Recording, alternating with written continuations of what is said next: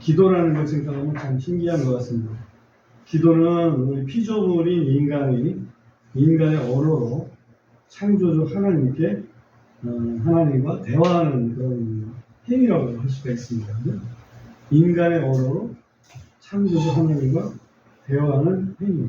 물론 그 대화에는 도움을 요청하는 것도 있고, 또 우리의 죄를 고백하는 것도 있고, 우리 삶을 보고하는 것도 있고, 또 감사와 찬양을 올려드리는 것도 있습니다.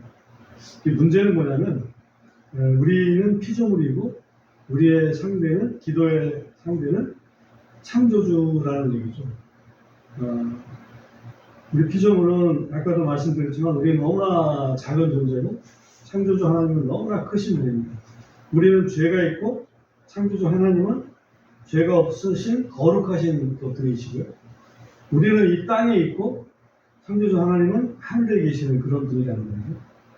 그렇다면 우리가 하나님께 이르기 위한 어떤 그 통로, 길이 없으면 하나님께 다가갈 수가 없지 않겠는가. 그렇죠? 하나님께 다가갈 길이 있어야 되지 않겠습니까? 예를 들면 요즘에 그 우주인들하고 통화를 하려고 막 시도하는 사람들 많잖아요. UFO에서 통화를 한다든지 뭐 이런 식으로. 그러면 그들이 사용하는 어떤 주파수가 있을 것이고, 또 혹은 그들과 통화할 수 있는 어떤 암호 같은 게 있을 거 아니에요.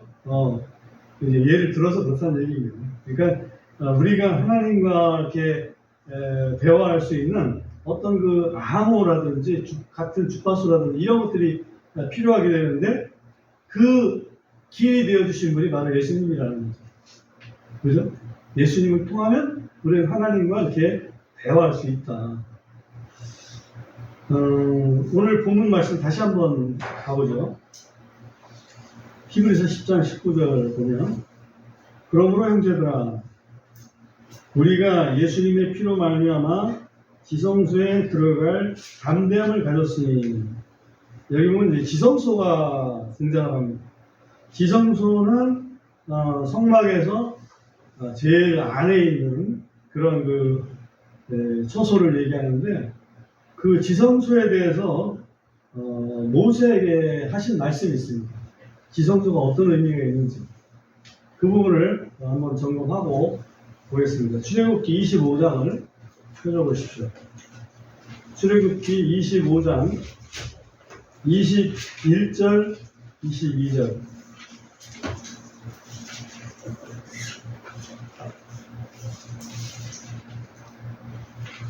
제가 읽겠습니다. 또 너는 긍휼의 자리를 궤 위에 두고, 긍휼의 자리라고도 하고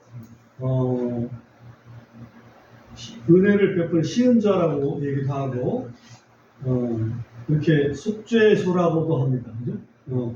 그래서 또 너는 긍휼의 자리를 궤 위에 두고 내가 네게 줄 증언을 궤 속에 넣을지니라. 하나님께서 모세에게 줄 증언, 이것은 십계명을 기록하신 돌판을 얘기하는 거예요. 그 두 돌판은 언약궤 속에 두고 언약궤 위에다가 긍휼의 자리를 올려놓으라 이 말이죠. 22절 보면 거기에서 내가 너와 만나고, 그죠? 그러니까 지성소는 지금 모세하고 하나님이 만나는 그 장소로 만들어 놓으신 거죠. 긍휼의 자리 위, 곧 증언궤 위에 있는 그 두 그룹 사이에서, 이 그룹은 그룹 천사를 얘기한 거예요. 두 그룹 천사 사이에서 내가 이스라엘 자손을 위해 명령으로 줄 모든 것에 관하여 너와 뭐하리라? 대화하리라. 그러니까 이 지성소는 하나님과 만나서 하나님과 대화하는 곳, 그게 지성소예요. 다시 이제 본문으로 돌아와서 히브리서 10장 19절 후반에 보면 지성소에 들어갈 담대함을 가졌으니, 이 지성소는 아무거나 가는 게 아니었죠. 모세가 들어갈 수 있었고, 그 다음에 성막 시대에 대제사장이 1년에 한 차례 들어갈 수 있었어요. 1년에 한 차례. 언제? 7월 10일 날, 7월 10일이 축제일이었거든. 그러니까 7월 10일 날 염소 2마리를 일단 그 성별을 합니다. 그리고 한 마리를 잡아서 그 피를 가지고 이스라엘 민족 전체의 죄를 용서받기 위해서 지성소로 들어갑니다. 대제사장 한 번. 그리고 거기에서 아무 일 없이 나오면 용서가 된 거예요. 그러면 1년을 또 힘있게 살아가는 거지. 혹시나 거기서 대제사장이 뭔가 잘못해가지고 그 자리에서 즉사를 하게 되면 끌어낼 수 있도록, 그죠? 밧줄을 메고 다닌다. 따랑따랑 소리가 안 나면, 몇 시간 지났는데 따랑따랑 소리가 안 나. 그러면 문제가 생겼다. 그래가지고 끌어내는 거죠. 그렇게 거룩한 곳이 지성소예요. 그리고 나머지 한 마리 염소는 어떻게 합니까? 죄를 담아가지고 사람이 안 보이는 곳까지 데리고 와서 거기서 한마디로 방생을 하잖아요. 그래서 불교에서 방생이 있지만 사실은 이미 이 방생이 출애굽에서 있었던 거죠. 그는 그 죄를 짊어지고 사는 한 염소죠.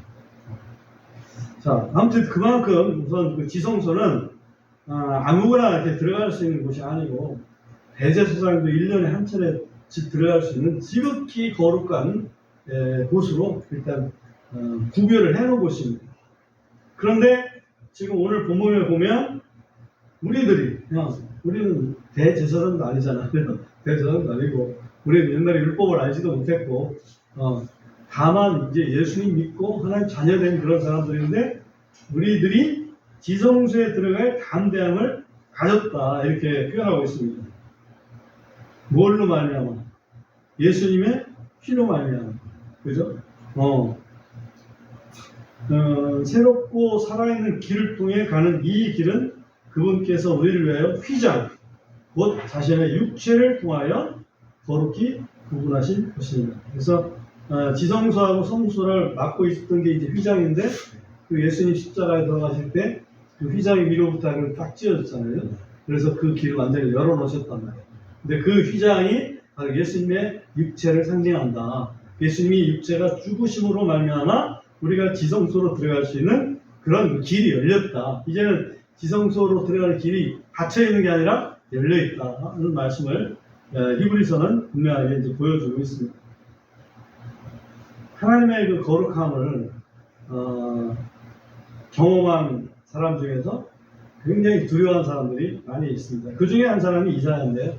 이사야서 6장을 한번 보고 오겠습니다. 이사야서 6장.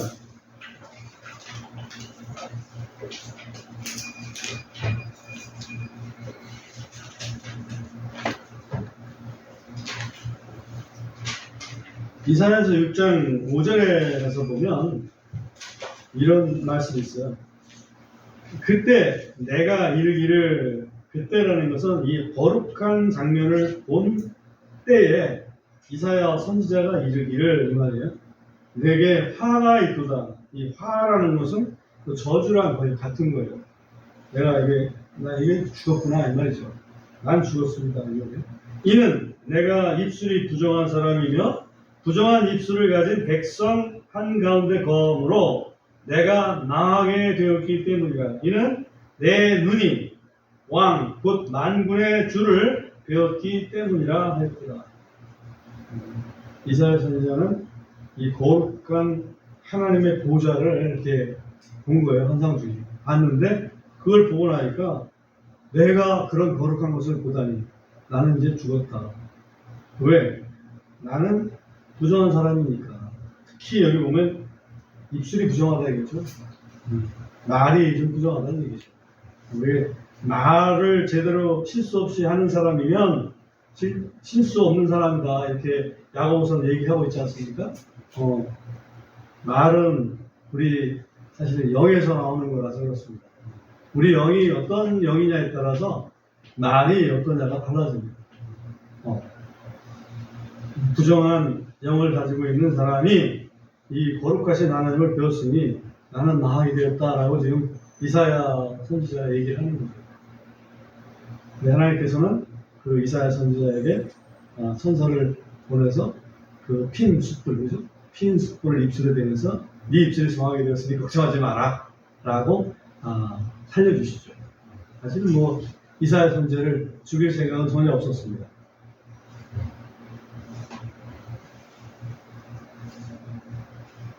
그렇게 만들어 놓으신 그 길을 우리가 기도할 때는 뭐라고 표현할 수 있을까요?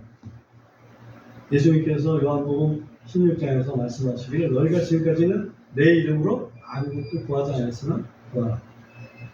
그러면 받으리라. 그죠? 그러니까 내 이름, 예수 그리스도의 이름, 이게 바로 우리가 기도할 때 필요한 새롭고 살아있는 길이죠. 그 예수 그리스도의 이름으로 아버지 보좌 앞에, 거룩하신 보좌 앞에 나아갈 수가 있다. 우리 여기까지 다 알아요. 모르는 사람 없습니다. 문제가 되는 건 뭐냐면, 기도 두 가지가 있어요. 하나는 기도를 해. 근데 기도에 대한 응답을 확신하지 못해. 기도는 하는데 기도에 대한 응답 확신하지 못해. 이거 하나 있고요. 그 다음엔 그러다 보면 기도 잘 안 해. 이 두 가지 문제점이 있어요.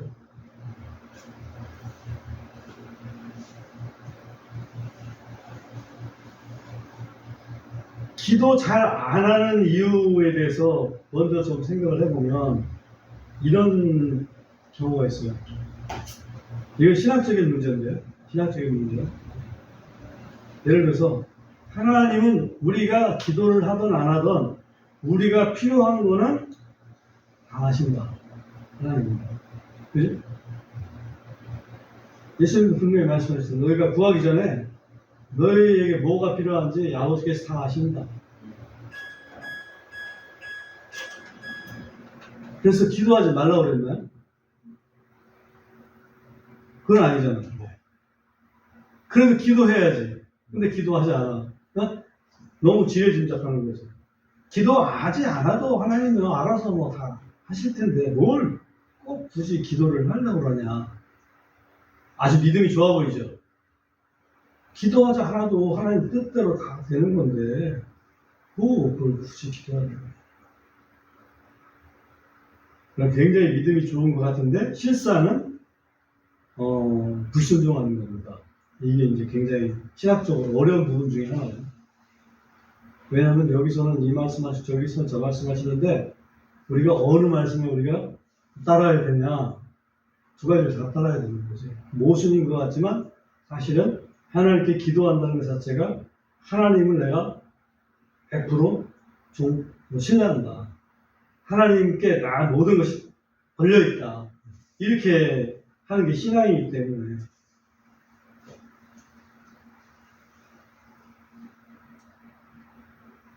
그래서 주님은 기도를 가르쳐 주시면서 일용할 양식을 구해라.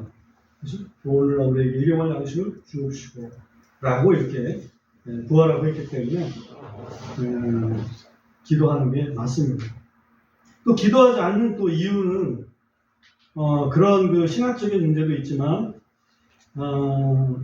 이거는 내가 경험상 충분히 기도하지 않아도 이 정도는 내가 다 할 수 있어 라고 생각할 때 기도 안 하죠.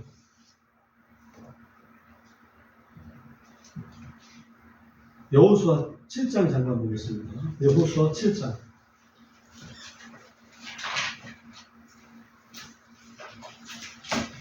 1절 보면 그러나 이스라엘 자손이 저주받은 물건으로 인하여 범법하였더라. 유다 지파에 속한 세라의 자손이요 삽디의 자손이요 갈미의 아들 아간이 저주받은 물건 중에서 취하였으니 주의 분노가 이스라엘 자손을 향해 타올랐더라. 여리고성 전투에서 이렇게 일이 일어났고요. 그 다음에 2절에 보면 여호수아가 여리고에서 베델의 동쪽 편에 있는 베다웬 옆에 아이로, 아이 성을 얘기합니다. 아이로 사람들을 보내며 그들에게 말하여 이르되 올라가서 그 지역을 살펴보라 했더라.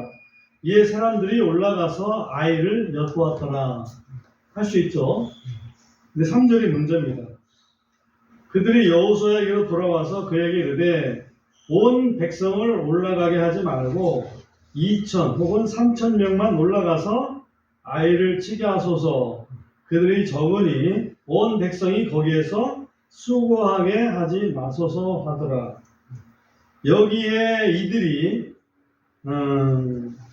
자신만만한 걸 볼 수 있죠. 이 정도면 우리 군사 2,000명, 한 3,000명 정도 올라가서 공격하면 뭐 쉽게 제압할 수 있을 것 같습니다. 라고 얘기를 하는 거죠. 그러니까 4절에서 보면 그리하여 백성 중에서 약 3,000명이 거기로 올라갔다가 라고 되어 있죠. 그 말대로 해준 거예요. 그랬다가 아이 사람들 앞에서 도망하였더라. 패전하고 말았죠.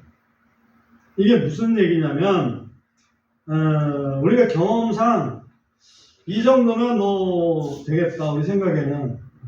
그리고 이거 우리 할 수 있다고 생각한다. 이렇게 하자. 그죠?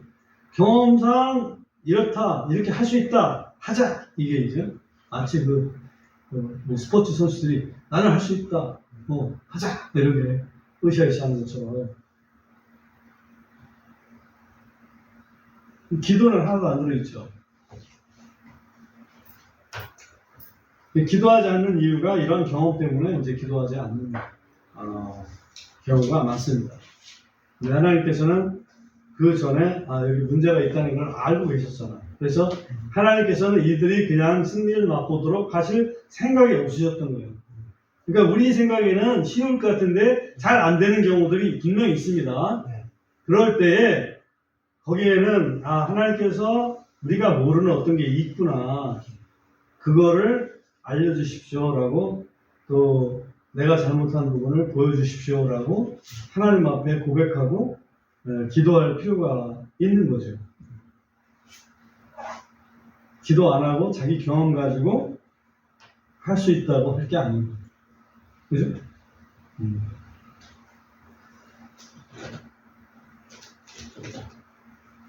또 기도하지 않는 경우는 이런 경우도 있어요. 하나님은 그냥 명목상 하나님이지 우리가 뭐 선하다고 그래서 그 사람한테 이렇게 잘해주고 악하다고 그래서 잘못해주고 그런 분이 아니잖아. 우리 하게 달려있지 뭐. 하나님한테 기도한다고 뭐 달라지겠어? 라고 하는 사람들이 있습니다. 스바냐서를 보세요. 스바냐 1장에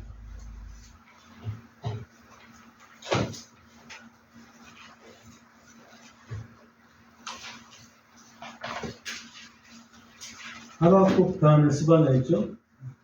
스바냐 1장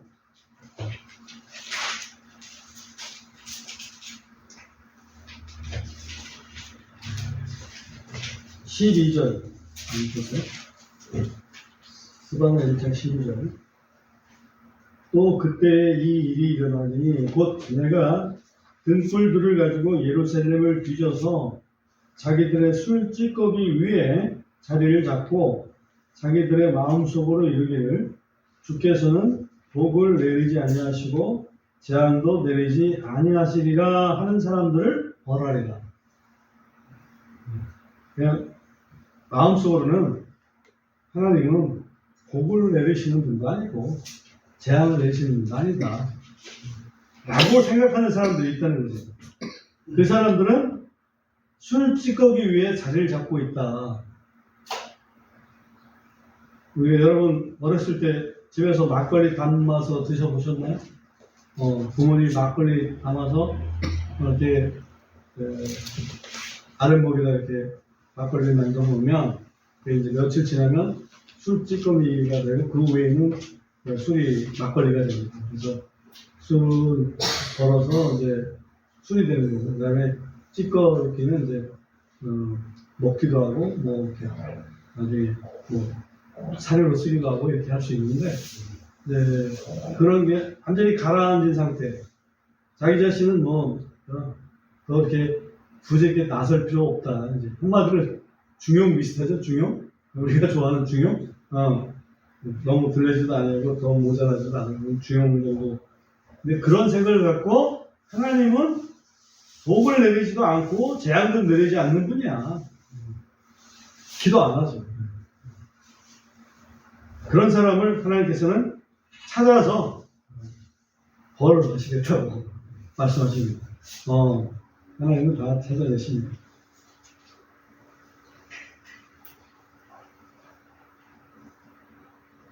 평상시는 굉장히 믿음이 괜찮았었는데 나중에 믿음이 나빠지는 사람들이 있습니다. 그 중에 이제 대표적인 인물이 그 아사왕이었는데요. 이 아사왕이 말년에 발에 큰 중병이 들었습니다. 그죠? 발에 큰 중병이 들었을 때 성경은 분명히 말씀하시기를 저가 여호와께 구하지 아니하고 의원에게 구하였더라 라고 이렇게 표현하고 있어요. 그러니까 자기 생각에는 자기 이렇게 살아봤지만 꼭 아픈데 하나님한테 기도한다고 되는 것 같지 않고 의사 잘 만나면 되지 않겠나. 그래서 이렇게 의사한테 의지하고 하나님께 구하지 아니하였다 이렇게 있습니다. 그 발병으로 결국 아사왕은 죽죠.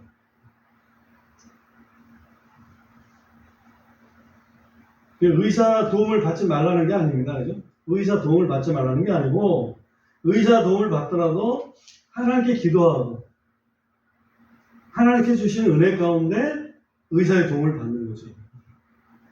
결국 치료는 의사가 하는 게 아니고 하나님께서 완성하시는 거라는 거죠. 제가 옛날에 한번 말씀을 드렸던 원종수 박사라는 사람이 있어요. 원종수 박사라는 사람이 암 전문가로 굉장히 유명세를 떨친 한국인이었는데 이 암 전문가의 그 말입니다. 자기 병원에 오면 미국에서 이제 했던 얘기예요. 자기 병원에 오면 암 환자들에게 이렇게 얘기를 해준다고요. 선생님, 제가 선생님의 암을 99%는 제가 치료를 해드릴 수가 있어요. 그런데 1%는 제 몫이 아닙니다. 1%는 하나님께서 해주셔야 되거든요. 그게 선생님이 하나님께 기도하십시오. 그렇게 이렇게 안내를 한다고 그러더라고요. 원종수 박사가. 지금 원종수 박사가 지금 살아있는지 어쩐지 잘 몰라요. 근데 이분은 제가 알기로는 저쪽에 오지 아프리카 쪽인가? 거기에 이제 의료 선교 인생 후반에서는 그쪽 의료 선교 쪽 빠진 걸로 알고 있거든요. 그분이 우리나라에서는 우리나라 배출한 사람들에서는 암 전문가 중에 그 전문가예요. 그분이 이제 그런 얘기를 했어요. 그러니까 틀린 말은 아니겠지. 하나님께서 의사 도움을 받지 말라는 얘기는 아니에요. 근데 궁극적으로 치료해 주시는 분은 하나님이라는 걸 알고 하나님 앞에 기도하는 것 자체를 안 하는 어리석음은 잊지 말아야 되지 않겠냐. 이제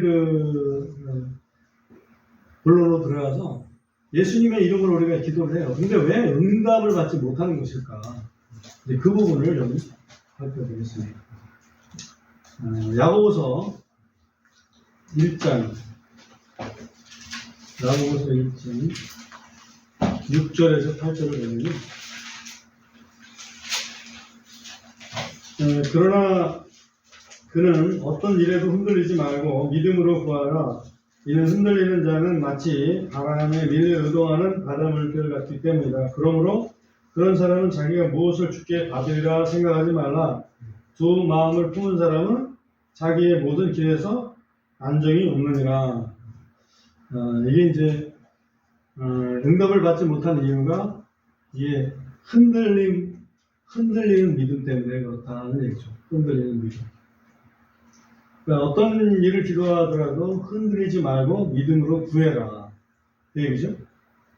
그 흔들린다는 얘기는 그 속에 이 기도 이게 이걸 안 들어주시면 어떡하지? 들어주실라나? 안 들어주실라나? 뭐 이런 거. 안 들어줄 수도 있지 않을까? 이런 거. 그게 이제 두 마음이라는 얘기예요.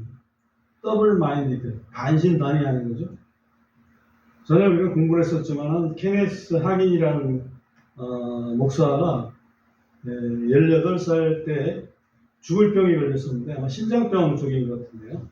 죽을 병에 걸려가지고 모든 의사들이 이제 꽤 유명한 집안이었었는지 몰라도 모든 의사들이 얘는 죽었다. 그러면서 식구들한테 이야기를 한 거예요. 이제 마음의 준비를 좀 하십시오. 그 얘기를 들었어요. 여기 침대에 누워서. 근데 이 양반이 그 할머니가 보던 그 성경을 봤는데 성경 보다가 거기에 보면 마가복음 11장 24절에 보면 너희가 무엇이든지 믿음으로 구하고 그죠? 또 구하고 확인해보세요. 마가복음 11장 24절 번역본에 따라서 조금 차이가 있습니다.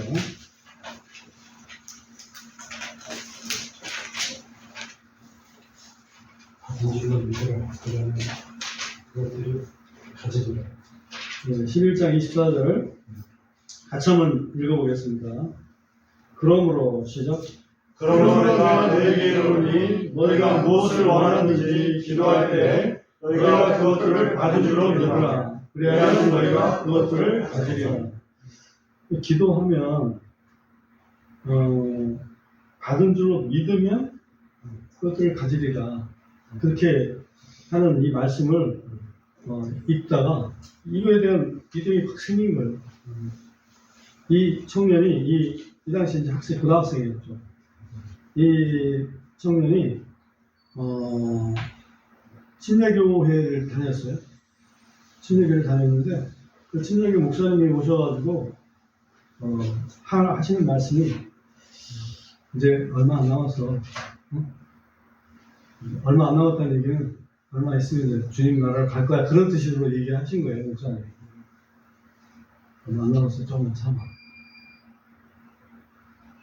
근데 이 말씀을 읽고 믿음이 생긴 상태라서 그 말을 들었어요. 그러니까 근데 그 말을 안 들으고 이 말씀만 들어오는 거예요. 목사님 이렇게 말씀하셔도 주님 말씀은 네가 구하고 여기는 받은 줄로 믿으면 그죠? 네가 기도할 때에 그것을 받은 줄로 믿으면 너희가 그것들을 가지리라. 응답 자체가 너희 것이 되리라. 이제 그 말이죠. 그래가지고 그걸 자꾸 얘기한 거죠. 주님 나는 이 심장병 다 고침 받았습니다. 받은 줄로 믿었습니다. 나는 고침을 받았습니다. 나는 고침 받았습니다. 이게 처음에는 막 말도 안 나오는 거 입이 약해서 힘이 약해서 말도 안 나오는데 몇 번 그냥 반복해서 자기 침상에서 이렇게 얘기하다 보니까 야 힘이 막 생긴 그 소리가 힘이 생기는 거예요. 그러면서 그 다음날 아침이 됐는데 그 다음날 아침에는 보통 서양 사람들이 식탁에 앉아서 밥 먹을 생각을 하는 모양이에요. 근데 식구들이 식탁에 와서 딱 있는데 다 죽을 줄만 어떤 케니스가 있는 거예요. 거기에 앉아있는 식탁에 깜짝 놀란 거죠. 그때부터 조금씩 나아져가지고 몸이 완전히 회복이 돼버린 거예요. 근데 했다가 중간에 몇 달 정도 됐겠죠. 몇 달 후에 다시 그 병이 도신 거예요. 그러니까 의사는 뭐라고 했겠습니까? 그러면 그렇지. 그게 쉽냐? 이렇게 생각했을 겁니다. 근데 그때도 이 캔스 확인 이분이 생각하기를 나한테 뭔가 이 테스트를 하시는구나. 마귀가 나를 시험을 주는 거구나. 네가 그래도 네가 믿을래? 그때 두 마음을 품을 수가 있잖아요. 내가 분명히 나았었는데 다시 아프단 말이에요. 심장도 또 도졌단 말이에요. 그럼 이제는 뭐 공짜 없구나. 마치 암 재발하는 것처럼 그런 생각 할 거 아닙니까? 근데 그때도 그 주님께서 채찍에 맞음으로 나는 망을 입었다라는 것을 선언을 합니다. 선언하고 그런 생각을 주는 악한 영은 내게서 떠나라. 그렇게 대적을 하고 계속 대적을 얼마큼 했는지는 모르겠는데 회복이 다시 됐어요. 회복이 돼서 80세가 넘어서 죽을 때까지 그 병에 다시 걸리지 않았습니다. 그러니까 이 두 마음은 이게 우리가 먹기 쉬운 거거든요. 웬만해가지고는 이게 두 마음 품지 않기 어려워요. 그리고 참된 믿음은 이 두 마음 품지 않는 거다. 야고보서에 분명하게 말씀하고 있습니다. 그 다음에 또 기도 응답이 안 되는 것 중에 굉장히 큰 거 하나는 시편 66편 18절.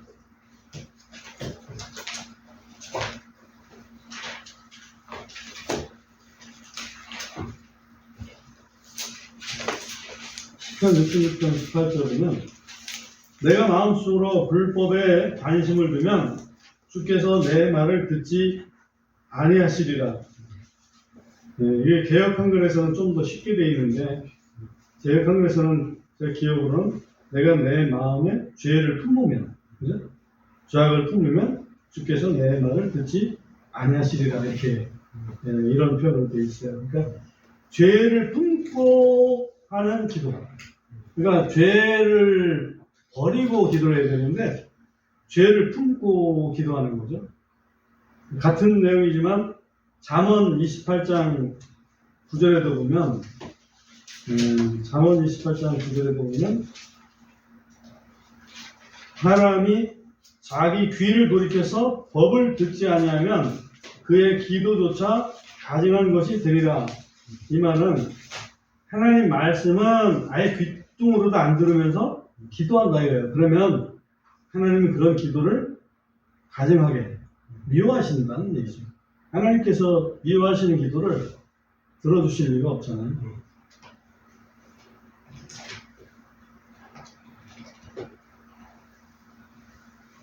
그 한 예가 용서입니다.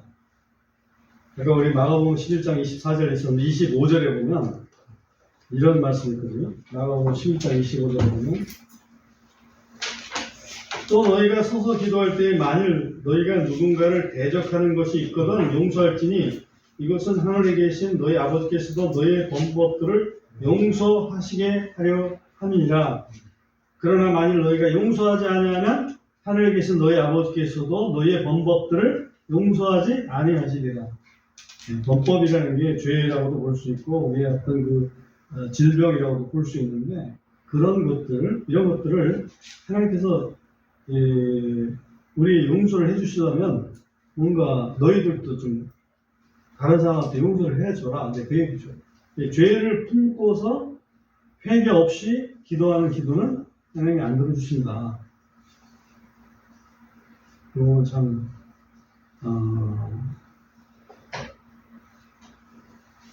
하나님을 속일 수는 없다. 그죠?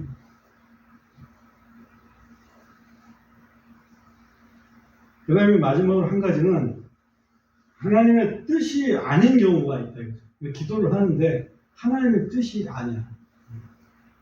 예를 들면 뭐가 있을까요? 사도 바울이 병이 하나 났잖아요. 사도 바울이 병이 하나 났어요. 근데 하나님한테 이 병을 좀 고쳐주십시오. 라고서 기도를 3차례 했습니다. 그런데 그 3차례 했는데 하나님께서 주시는 응답이 뭐냐면 내 은혜가 내게 족하다.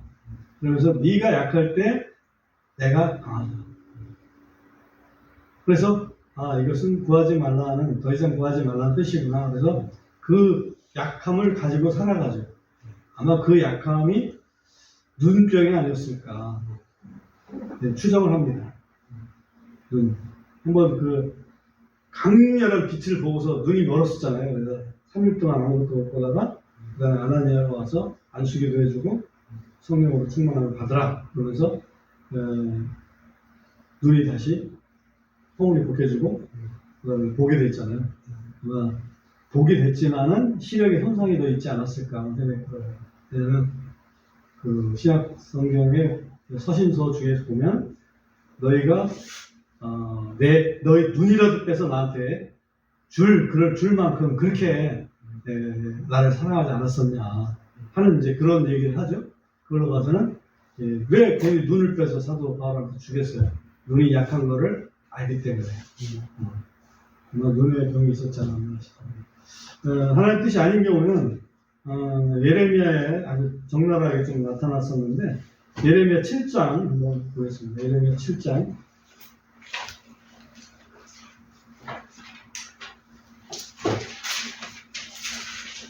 16절에는 그러므로 너는 이 백성을 위하여 기도하지 말고 그들을 위하여 소리 높여 부르짖거나 기도하지도 말고 내게 중보하지도 말지니 이는 내가 네 말을 듣지 않을 것이기 때문이다. 그러니까 그 예레미야가 자기 나라 유다 왕국을 위해서 얼마나 기도했겠습니까? 그런데 기도하지 말아라. 내가 심판하기로 결정했거든. 그러니까 네가 부르짖어도 내가 안 들을 거야. 딱 얘기를 하시는 거죠. 예레미야 11장에 보면 예레미야 11장 14절에 보면 그러므로 너는 이 백성을 위하여 기도하지도 말고 그들을 위하여 부르짖거나 간구를 올리지도 말라. 이는 그들이 자기들의 고난으로 인해 내게 부르짖을 때에 내가 그들의 말을 듣지 아니할 것이기 때문이다. 고난 당해서 내가 부르짖는데 안 들어줄 거야. 시험 지났어. 엄마도. 선을 넘었잖아. 하는 얘기죠. 14장. 예레미야 14장 11절에도 비슷한 내용이 또 나옵니다. 그때 주께서 내게 이르시되 너는 이 백성을 위하여 그들의 복을 구하지 말라. 예레미야가 얼마나 참 마음이 답답했겠습니까? 예레미야는 결혼도 안 한 선지자예요. 결혼하지 말라고 해가지고 하나님께서 결혼 안 하고 그냥 살면서 고생하면서 이 민족을 위해서 뭔가 기도를 하는데 이 기도하지 말라고 그래요.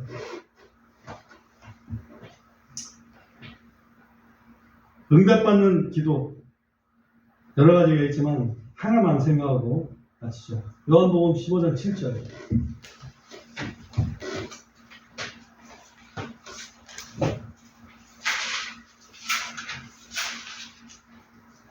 너무 유명한 구절이니까 같이 한번 읽어보겠습니다. 요한복음 15장 7절. 만일 시작. 만일 너희가 내 안에 거하고 내 말들이 너희 안에 거하면 너희가 원하는 것을 구하라. 그리하면 그것이 너희에게 이루어지리라. 그렇지. 내 안에 거하고.